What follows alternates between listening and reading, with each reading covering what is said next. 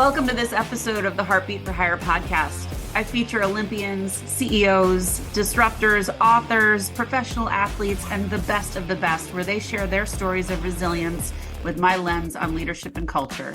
Let's get started. Greetings and welcome to this episode of the Heartbeat for Hire podcast. 3 things you will learn from this episode. Number 1, the immense power that lies in the population of midlife women. Number 2, how a retention problem drove sponsorship from one of the largest ad agencies in the world to support midlife women. And number 3, how AI has changed the way we think about marketing to the world. Please welcome to the show, Jacquie Duckworth, who has spent over 30 years in mainstream consumer media. She co-founded Invisible Inc. with Jane Evans in 2019, and their mission is simple: to unleash the power of midlife women. Pure outrage and utter disgust drove both Jacquie and Jane to create an incredible, thriving community of over 1,200 members where they help women land jobs, create their social narrative, and rightfully secure our place in the working world. Welcome to the show, Jacquie. What a fabulous introduction. Thank you so much, Lyndsay. It's a thrill and a joy to be here. Thank It's you. a pleasure. I've been so looking forward to this. So I always start every show the same way. Would you please give us a little more background of your story? I'll give you my journey because it's been a very enriching and rewarding one, and also frustrating at the same time. So my whole career, as you mentioned, has been in the world of media and advertising. So I have spent over 35 years working on mainstream magazines that are universally acknowledged both in the UK and abroad. Also working in national newspapers and events. And I was made redundant in 2009 when I was nearly 45 after the financial crash, and I knew that I wasn't going to get a permanent role doing the position and the kind of seniority that I was holding. So I set up a consultancy where I was just going to any employer that knew me. I was a good network queen, kind of did that really well, and got 10 years worth of short-term contracts, be it kind of maternity cover or whatever they wanted. I wasn't precious in terms of what I was doing. Very happy to roll my sleeves up, get down and dirty. Didn't matter about status. It was just, getting, the money coming in, but also to being mindful and witnessing that every time there was a kind of redundancy tranche, it seemed to be that midlife women were the first to kind of, go to the exit door. So that got quite annoying, Old. frustrating. Yeah, exactly. And I think that it kind of sparked an interest in me from a perspective of women and their financial insecurity, because what we were recognizing is that in the UK, which I'm sure is absolutely the same abroad, is that we midlife women, we haven't earned enough, we haven't saved enough, not through lack of trying, but Yeah. because of the inequality and the non-existence of equal pay. We know that my generation, born of the 1960s era, we know we're going to live to 100. Yet we know that we are being exited from industry, all sectors of industry, Right. at the age of 45. So that is our midlife point. So it seems to me that there is an inevitability that we are going to retire in poverty. And the flip side of that is that we know through research from many, many eminent financial institutions, being a primary example, they recognize that businesses that have midlife women in executive positions, in senior positions, those companies are more commercially viable, Right. are more profitable than the ones that do not have them. So it's not that it's not that there should be a duty of care to recruit midlife women, and it shouldn't be, as I call it, the Oliver perception of, please, sir, give us a job with our begging bowl, give us a job. No, it should be, you need us. Yeah. This is why you need us in your business, and we're going to tell you why, and we're going to deliver for you. And multi-generational workforces are a snapshot of society, and they should reflect Right. society. And having a kind of team that's made up of all different age groups actually delivers more. So there no one tells us what we're doing is a bad, stupid idea, and No. we just kind of manifest that in terms of what we're trying to do. I love that you said that. I mean, there's never been more generations in the workforce, and that diversity of age, there's lessons learned across the board. I mean, I know I learn from the 20 somethings, people that I mentor and that I work with. And likewise, they look to me as a seasoned kind of person who's been around the block, which I have.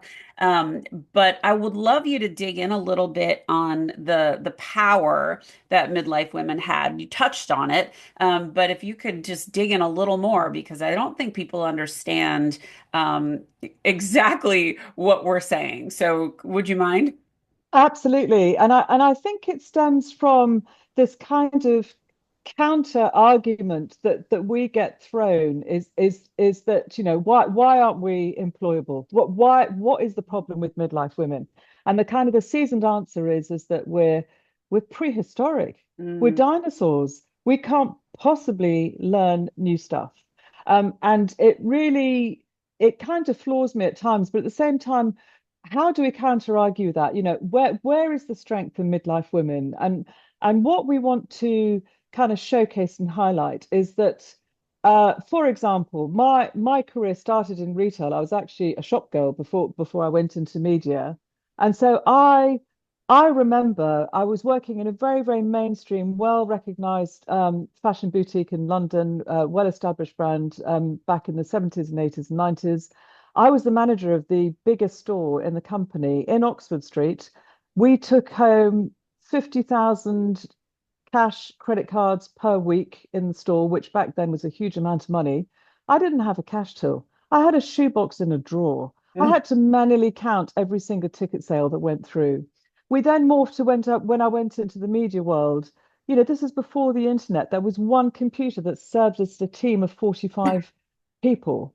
I pitched and lobbied to my boss that I wanted to have the first team to have laptop computers so we could go out and sell our trade using a laptop rather than a slide, carrying sure. slides and carousel. And we got it approved, and we were pioneering in that respect. And then the internet came, and then we had to pivot and work with the new world of digital. Yeah. So my point is that media, particularly media, because that's our homeland and that's where we started this returners program, but particularly in media, it's very fast paced. Right. And so, therefore, the mindset can tend to be, well, the historic learnings that you have had, Jacquie, because of all your years and decades in magazines and print, is now irrelevant because we're fast pacing. It's all about digital and social. And my challenge and answer back to that is it's the same circus, it's just a different tent. Yes. So don't tell me that we cannot absorb new stuff, Yeah. that we can't pivot umpteen times in every direction and still manage to hold our shit together and juggle everything that's in our lives. And if you look at the pandemic, who were the people that really were resilient? Who were the people that fought battles on so many fronts Yeah. and held it all together? It The was our women. That's generation. right. And what we say is that whatever is thrown at you, we've already had it. We've come out the other side, and everything will be okay. So we've got wisdom and understanding and learning of that. So that's where the power lies. Yeah. It's our wisdom and our life learnings that we can share. And I think the other piece too is, we have enormous buying power. We Mm. have enormous voting power. We have enormous sway with the masses. And, I know Jane tells a story, and maybe you could share this about, her realization that there was no stock media of midlife No. women.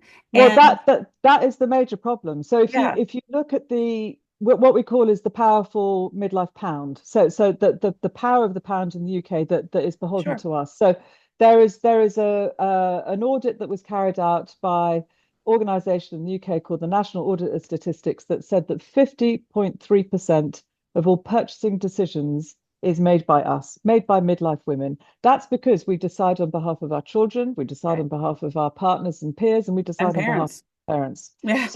So we are a one-stop decision-making process. We might not be the consumer of the product, but we certainly are the decision maker in terms of purchasing it. Mm. And therein lies the rub, because the problem is that we are a generation that we're hugely brand loyal. We almost fought in the That's right. playground if you didn't wear the same lipstick brand that I did, etc. And our voice has lost, our brand loyalty has dissipated, and the reason being is because nobody is marketing to us properly. And the reason why they're not marketing to us properly is because there's no midlife women on the advertising agency creative side, which is really Jane's, passion because she That's comes from right. a creative background. and there's no midlife women on the decision making on the client side. So if there's no midlife woman in the room and you've got to target midlife women, are you just making this up as you go along? Because you're certainly not consulting any midlife women in the process. No. And do you know what happens as a consequence of that? Your marketing shit. It Yeah. sucks. And so what happens as a consequence of that is that we become hugely disloyal. We Mm. don't give a shit anymore. And if we're disloyal, then you've lost us. Yeah. Whereas Once you hit what apathy, it's gone. exactly. Yeah. And we what we say is that we can collaborate. You know, we've got expertise that we can help.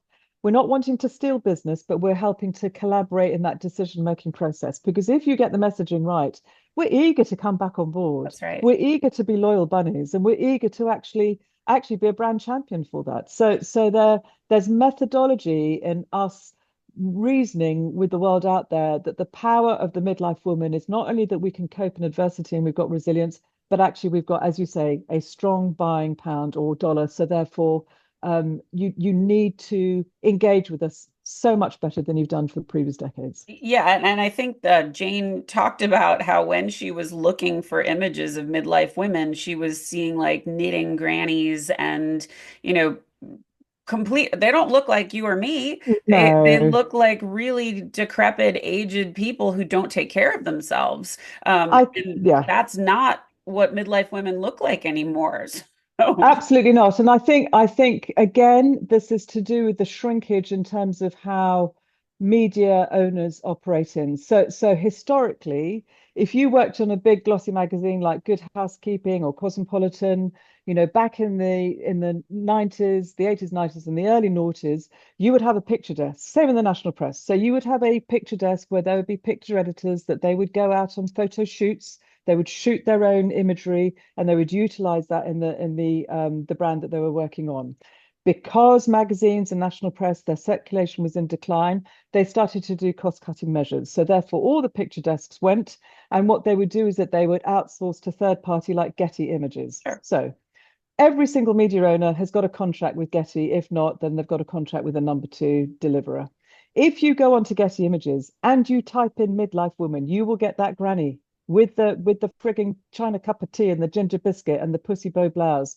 You will get that. And the fact of the matter is that they don't seek out midlife women imagery because there is no call to action for it. Because what tends to happen is that the advertising campaign they'll select younger models, even if it represents an older midlife brand. So you're in a perpetual cycle of dissipating imagery. And Yeah. also because the internet was only born, you know, late 90s, early noughties, there's no historic data of midlife women coming to the fore when you do a media search. So it there's a vacuum. And what we really kind of wanted to infill is that if every single midlife woman took some photographs themselves and populated that library, which then gets accessed publicly, then that would, you know, that story Yeah. would turn around and we'd be more on trend. But the other thing too is that if you do Google midlife woman, who pops up? Helen Mirren.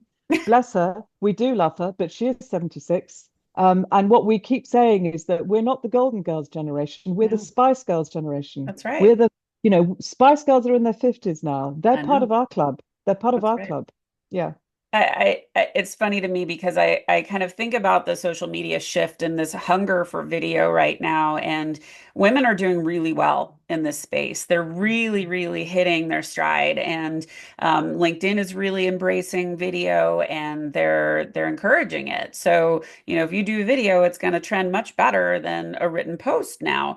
But I think it's all about representation and being Yeah. able to see yourself and why our followings tend to grow is because they're like, that's my story, or that's Hmm. like me, or I can do what she's doing, and I don't have to roll over. And I also think the interpretation of retirement has changed. I Of know that course. you love to work, Mm. but I think that we talk about the blue zones a lot, and they Hmm. don't retire. They always are finding purpose with their life and staying engaged and staying involved. And I'd love to shift the conversation a little bit to how you formed Visible and what it is, because community to me is everything and it Yeah. changes the way you navigate through the world. So talk about the inception of Visible a little bit. Well, it was a fortuitous kind of point in history, I guess, if you like, because we had Jane was on a panel. She was a guest speaker on a panel event back in 2020, late 2020, so out of lockdown, second time round. And the day before that she was on that panel, there was a feature and an article about the chief exec, global chief exec of WPP worldwide, a man called Mark Reed, and he had been stating that one of the problems that his portfolio of agencies had at that time is staff retention. And the staff retention issue was that digital advertising is very sexy. We're talking social Right. media and all that kind of thing. And lots of graduates would come in and they get trained up in digital advertising. And then a year down the line, they're, They're double out. salary competition would steal them.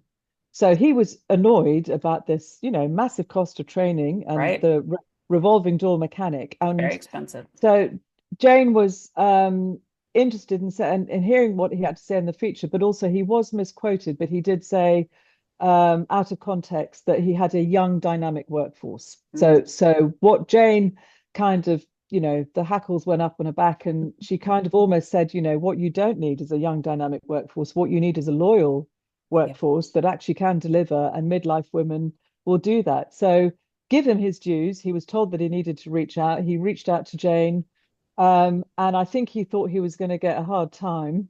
And actually, what happened at the end of 1 hour on the phone is that she had come up with an idea to pitch to him about delivering a returners program that would hopefully solve the bad press that he got in terms of saying young dynamic, but also more importantly, the staff retention mechanic, where the revolving door would stop because these women would come on board and they'd be very grateful that you're giving them a chance to kickstart their second career, that they would stay the pace of time. So what was evolved and born out of that was Visible Start, which is our returners program, and we're now in our fourth year with WPP as our sponsor, and we're super proud of that. And also, particularly in the current climate, we're deeply grateful that Mark still backs and supports us, and still understands the need and necessity of having multi-generational workforces. So we started this. Do you want me just to touch on the program Yes, briefly? please. Okay. I'd love it. So Yeah. so we started in 2021. So we were still in lockdown mode and mindset. So it was all delivered online.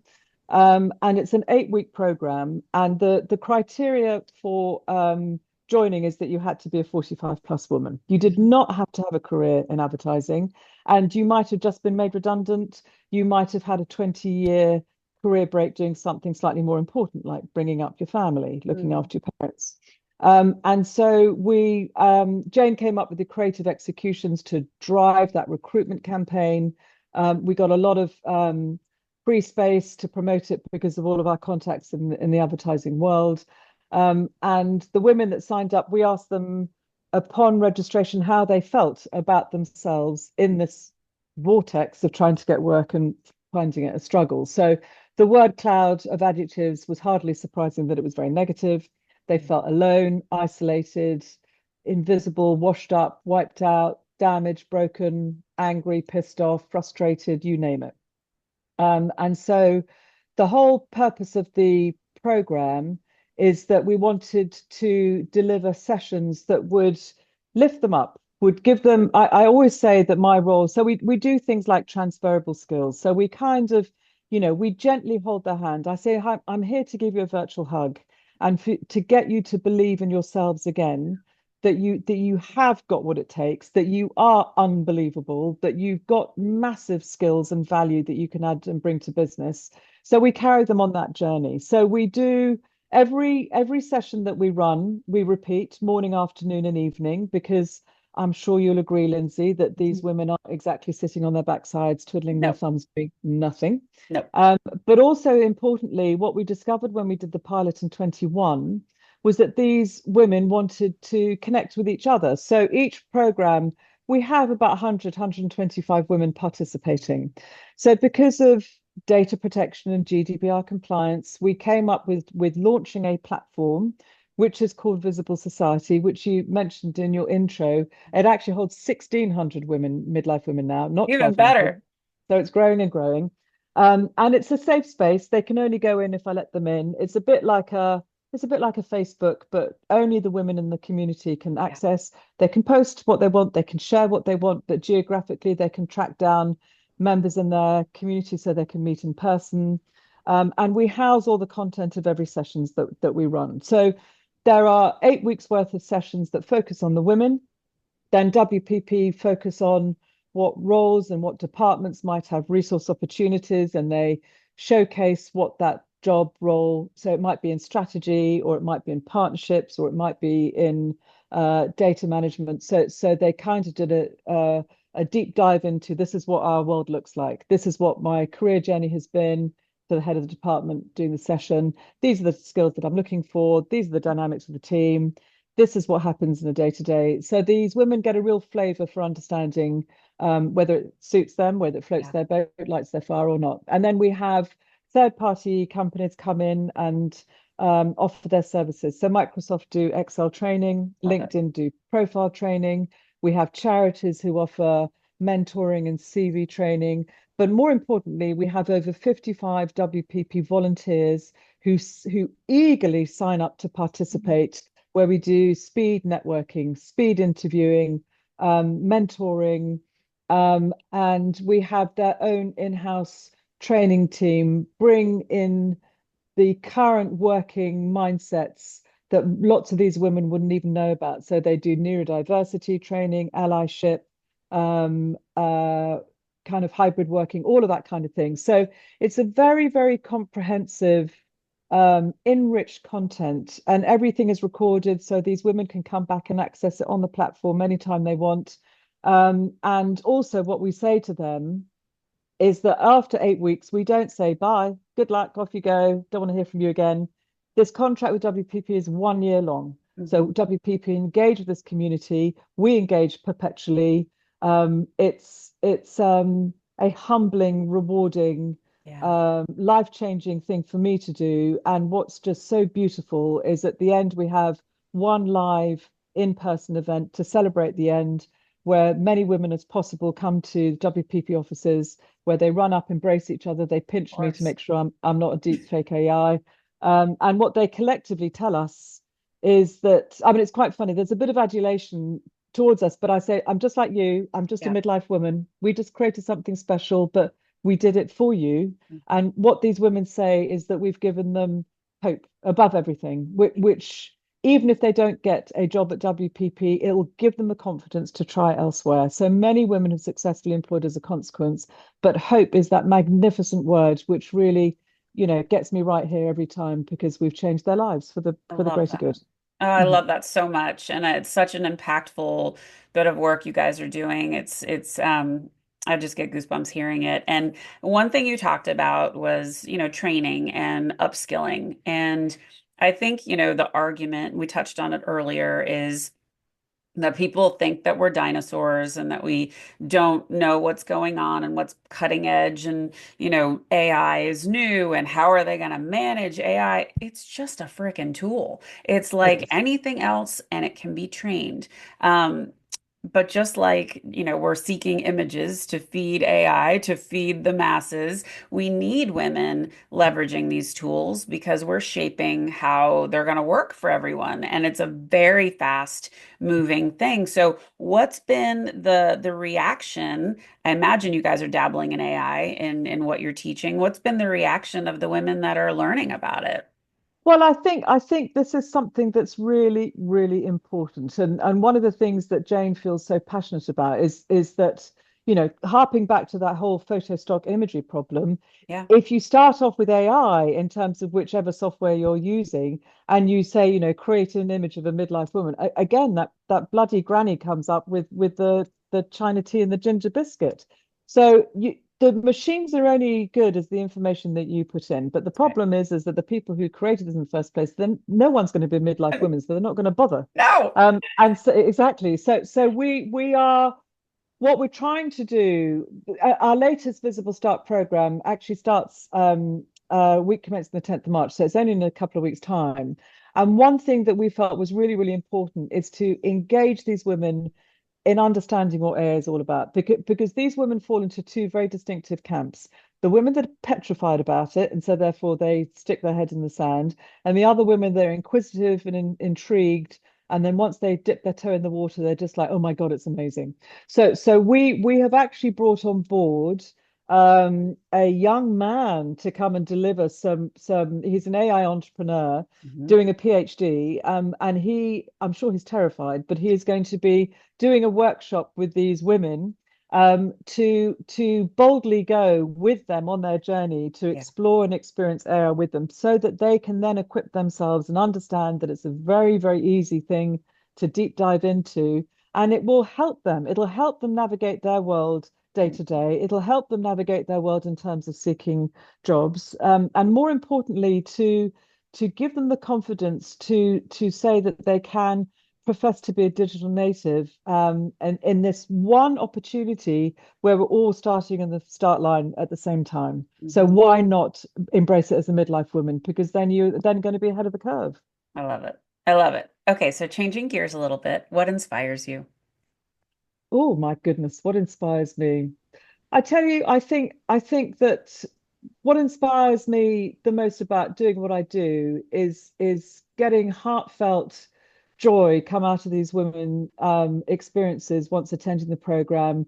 What we've had in the last couple of nights is just we had an evening session of Q&A so that any woman can ask any trivial, silly question in a safe space. And it's when you hear the stories about how they feel that they've tried everything they possibly can, and what really inspires me is to see how their journey, how transformed they become at the end of it, Yeah. and it propels us on to keep doing more and more of this. So I guess I'm easily inspired in terms of That's small pretty things. inspiring work, Jackie. I Well, think but anybody would small be. small steps that these women take is uplifting. So Yeah, therefore, collectively, if more and more people, if we can change their lives, then it's a nice way to be inspired by making a yeah, difference in their lives. I love it. And what would you like your legacy to be? I think what I'd like my legacy to be is, and I often say this, is that I want to be made redundant, because I want midlife women being employed not to be a, ooh, that's an intriguing That's concept, clever. to, ooh, why haven't I thought of that before? To Yeah. it's the normality. It's Okay. just commonplace and common parlance. So therefore, we don't need me to bang the drum and Yeah. go out there and shout loud and hard about it, because it should be a given. And Mm. to put that in context, there are more adults in the UK, and I'm sure it's reflected across the ocean as well. There are more adults who are 60 plus than there are people 19 years and under. Ooh. So if you just think about that. If you are an employment person, if you're a recruitment person, if you're a talent acquisition person, and you are constantly looking for the youth sector to Mhm. come on board, what's going to happen? Thinner pipeline, more demands, Yep. greater salary expectation, and you're Yeah. fishing from a tiny pond. What I want everybody to do is look in that direction and go, oh my God, there's a massive pool to fish from that's 60 plus. And what have they got that those haven't? Mhm. Life learning skills, Yeah. wisdom.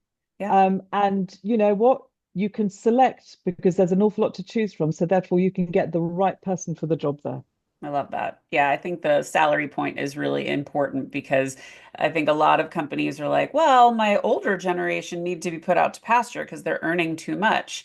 Well, you're just creating another problem. And these young people are going to be job hopping. And look, nobody stays at companies for 20 years anymore. I mean, I'm a dinosaur to be at a company for 23 years. I mean, I know a few people that still do that, but it's not the norm. So No. you're only going to get these people for a short time, but every time they bounce, they're going to ask for more money. So think And about also what they do, so we call them portfolio careerists. it. And Hmm. also what they do is they make more demands. And so That's right. therefore, what are the employers doing? They're chucking more benefits at That's them. right. They prepare. So I was on a guest speaker at an employee benefit event, and every single, third party contractor was coming up and say, well, why don't you offer them this and why don't we offer that? And then in the panel discussion, they looked to me and they said to Jackie, what do you think? And I said, just employ midlife women. We have no benefits. We were never offered anything. We get anything, we're thrilled. Yeah. Exactly. Just give us a 9 to 5 job. We'll be very happy. Yeah.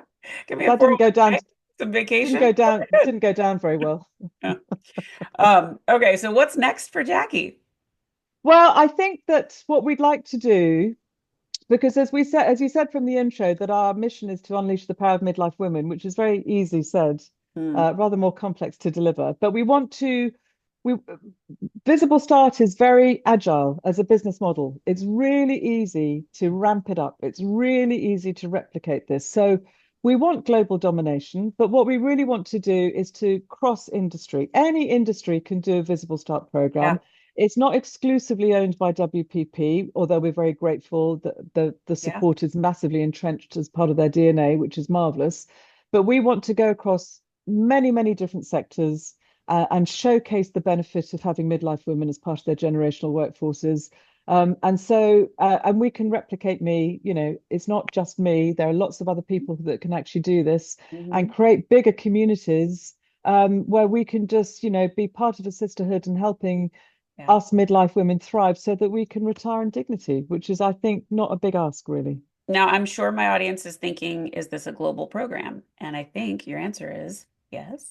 It can easily be. And actually, our Visible Start program that starts in 2 weeks' time, we have 3 people already from America attending. I love it. Because WPP is global. So, they do have offices everywhere. So it's expansion to eradicate the concept and the myth and the problem behind midlife women being a bad choice.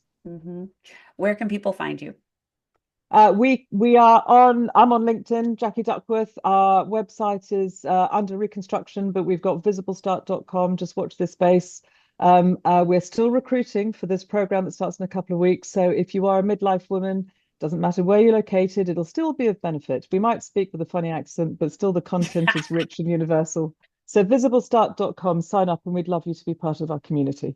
Well, count me in as a supporter. Anything I can do to help, I am here for that. I think the work you're doing is so vitally important and so beneficial for the people that realize it. So thank you. Count me in. So thank you for being a fabulous guest today. And everyone, if you liked what you heard, please go out, subscribe to the YouTube channel, go leave a 5-star review at Apple or Spotify. It is so meaningful to a podcaster to get a great review. Thank you, Jacquie. I loved being with you today, and I hope you all enjoyed this episode. Go out, lead with heart, and have a great day. Are you ready to elevate your leadership style and create an exceptional workplace that stands out from the crowd?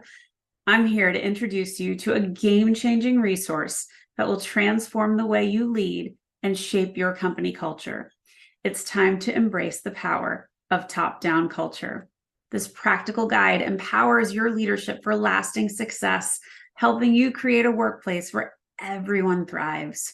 Get top-down culture today, and let's reshape the future of leadership together. Thanks for listening to this episode of Heartbeat for Hire. I hope you enjoyed what you heard. If you did, please subscribe to my YouTube channel or consider leaving a 5-star review and a great rating at Spotify or Apple. Thank you so much for your support. Have a great day.